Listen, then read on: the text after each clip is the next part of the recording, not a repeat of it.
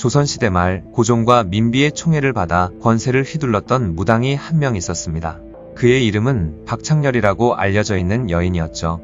그녀는 출생연도와 사망연도, 심지어 어디서 태어났는지조차 제대로 알려지지 않았지만 분명히 실존했고 고위 관료들조차 그녀에게 쩔쩔매었을 정도로 강력한 권력을 휘둘렀습니다.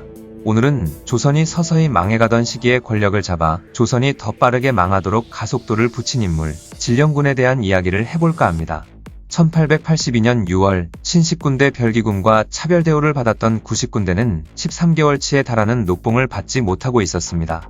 그러던 어느 날 쌀, 포, 동전의 출납을 맡고 있는 선해청의 당상관이었던 민겸호의 명으로 밀린 녹봉 중 겨우 한 달치의 녹봉을 받게 되었는데 녹봉으로 받은 쌀 포대 안에는 20% 정도만 쌀이었고 나머지 80% 정도는 모래와 쌀겨 등이 들어있는 것이었죠. 군인들에게 지급해야 할 녹봉도 민씨 일가가 다 헤쳐먹은 것이었습니다. 이에 격분한 구식군대 병사들은 그대로 민씨 일가와 민비를 죽이기 위해 난을 일으키는데 이 일이 바로 이모군란이죠.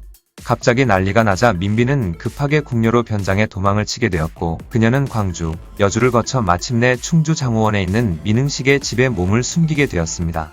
반란을 일으킨 구식군대 병사들은 사태의 수습을 위해 흥선대원군을 찾아갔고 그는 성난 병사들을 위로하는 동시에 며느리였던 민비가 다시 궁으로 돌아오지 못하게 하기 위해서 그녀가 죽었다고 발표했죠. 이미 사망 선고를 해버렸으니 민비는 누구한테 죽어도 전혀 문제가 되지 않는 상황에 놓이게 되었고 그녀는 두려움에 벌벌 떨고 있었습니다. 상황이 하루가 다르게 급박하게 돌아갔지만 그녀가 할 수 있는 일은 숨어있는 일 외엔 전혀 없었기 때문에 답답한 나날이 속절없이 지나갔죠. 그렇게 두려움이 극에 달해 있을 때 집의 대문을 두드리는 누군가가 있었는데요. 문을 살짝 열어 누군지 물었습니다. 그러자 문 앞에는 웬 무당이 서 있었고 중전께서 이곳에 계신다고 신령님께서 계시해 주셨습니다. 라고 하는 것이었죠. 깜짝 놀란 민흥식은 그 무당을 집안으로 들여 민비에게 소개를 시켜주었는데 그것이 12년간 민비의 소울메이트가 될 여인 진령군과의 만남이었습니다. 불안한 마음을 감출 수 없었던 민비는 지푸라기라도 잡고 싶은 심정으로 그 무당에게 자신이 다시 황궁할 수는 있는지 할 수 있다면 그게 언제인지 물었는데 그 무당은 자신 있는 태도로 앞으로 50일 안에 황궁할 수 있을 것이라 하며 그날은 아마 8월 초하루쯤이 될 것이라고 그때에 맞춰서 황궁할 준비를 하라는 것이었죠. 듣던 중 반가운 소리를 들은 민비는 그대로 고종과 은밀히 연락을 해 청나라의 군대를 파견해 달라고 요청했고 그렇게 청나라 군대는 한양으로 진입해 흥선대원군을 납치한 뒤 청나라로 압송했으며 이모군란을 일으킨 군인들마저 체포해버렸습니다. 그렇게 청나라군에 의해 순식간에 사태가 수습되어 버렸고 무당이 예언한 날짜에 민비는 황궁을 하게 되면서 그렇게 그 무당까지 데려온 것이죠. 그리고 나서 민비는 고종에게 아뢰어 그 무당에게 진령군이라는 군호를 내렸습니다. 군호는 왕자나 종친, 수많은 공적을 쌓은 신하들에게 내리던 칭호였는데요. 이 일은 칠종 천민 취급받으며 사회적으로 차별을 받았던 계층인 무당이자 심지어 여자가 군호를 하사받은 것은 조선 역사상 전무후무한 있을 수 없는 일이었습니다. 그렇게 진령군은 민비가 기거하던 창덕궁에서 함께 살게 되었는데요. 민비는 신하들의 간언은 듣지 않고 오로지 진령군의 말만 맹신하기 시작했죠. 심지어 황현은 자신의 저서 오화기문에 왕비는 그 무당을 언니라 부르기도 했다 라고 기록했다고 합니다. 그렇게 진령군은 민비의 권력을 등에 업고 부귀영화를 누리게 되었죠. 거의 매일을 왕실을 위한 산천기도와 제사는 끊임이 없었고 궁 한가운데서 구판을 벌리기도 했습니다. 또한 민비의 침실 또한 마음대로 들락거리며 민비의 건강까지 돌봐주었는데요. 진령군이 민비의 배를 만지면 아픈 배가 나았다고 하고 머리를 만지면 두통이 나았다고 하죠. 그러자 민비는 더욱더 진령군을 신뢰하게 되었고 진령군의 말이라면 무조건 들어주기 시작했습니다. 심지어 고종과 민비는 관찰사나 지방관 등을 임명할 때도 진령군의 말을 들었으며 그녀는 정부 관료들의 인사에까지 개입하기 시작했죠. 그러지 않아도 당시에는 관직을 사고 파는 매관매직이 만연해 있었는데 진령군의 입끝에서 관직이 정해지자 사람들은 진령군의 주위에 모여들었습니다. 조정의 고위 관료들 또한 그녀의 눈치를 보기 시작했는데 양반이었던 그들이 천대하던 무당에게 설설기며 아부를 할 정도였죠. 심지어 고위 관료들 중 몇몇은 진령군과 의남매 또는 의자가 되어 그녀에게 누님이나 어머니라 부르기도 했습니다. 그렇게 진령군의 권력은 하늘을 찌르게 되었고 그녀의 재산도 날이 갈수록 불어나갔죠.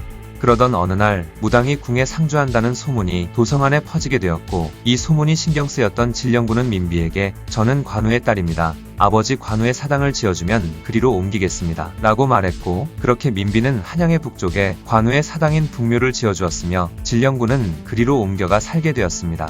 그 이후부터 고종과 민비는 진령군을 만나기 위해 허구한 날 북묘에 드나들었는데, 진령군에게 잘 보여 한자리 하고 싶었던 양반들이나 심지어 돈을 노리고 모여든 시정잡배들까지 뒤섞여 그 아픈 문전성시를 이루게 되었죠. 이때 김해에서 올라온 이유인은 진령군을 속여 그녀의 양아들이 되었는데, 그들은 손발이 척척 잘 맞아 고종과 민비를 뒤에서 조종했고, 그렇게 엄청나게 많은 재물을 모았습니다.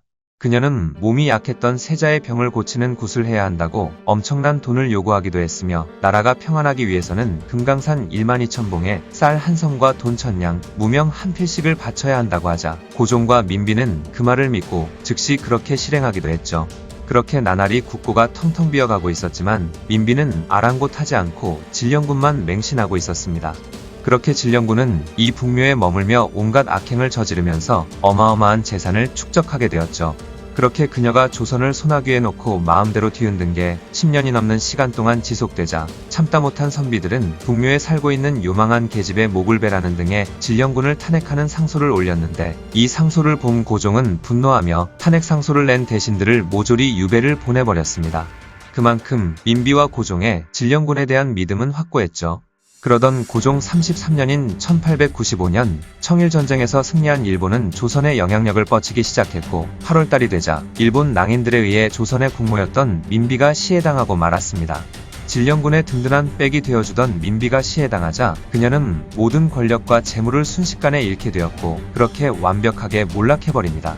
진령군이 어떻게 죽음을 맞이했는지는 정확하게 기록되어 있지 않지만, 민비가 시해되고 나서 얼마 안가 체포되어 거열형으로 죽었다는 이야기가 있기도 하고, 민비의 죽음에 충격을 받아 따라 죽었다는 이야기, 체포당했지만 재산을 몰수당하고 풀려난 뒤 사람들 눈에 띄지 않는 곳에 숨어들어 겨우겨우 살다가 쓸쓸히 생을 마감했다는 이야기 등 여러 썰들이 존재한다고 합니다. 권력을 지키기 위해 무당을 맹신했던 고종과 민비나 그런 왕과 왕비를 이용해 매관매직을 일삼으며 엄청난 재물을 모았던 진령군이나 한나라가 망하기에 필요했던 사치와 향락, 부패 등 모든 박자가 잘 어우러져 조선이 망한 것이 아닌가 싶네요.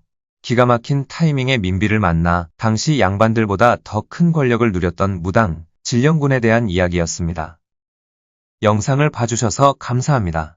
더 재미있고 유익한 영상으로 다시 찾아뵙겠습니다. 구독과 좋아요 꾹 눌러주시고 댓글도 부탁드려요.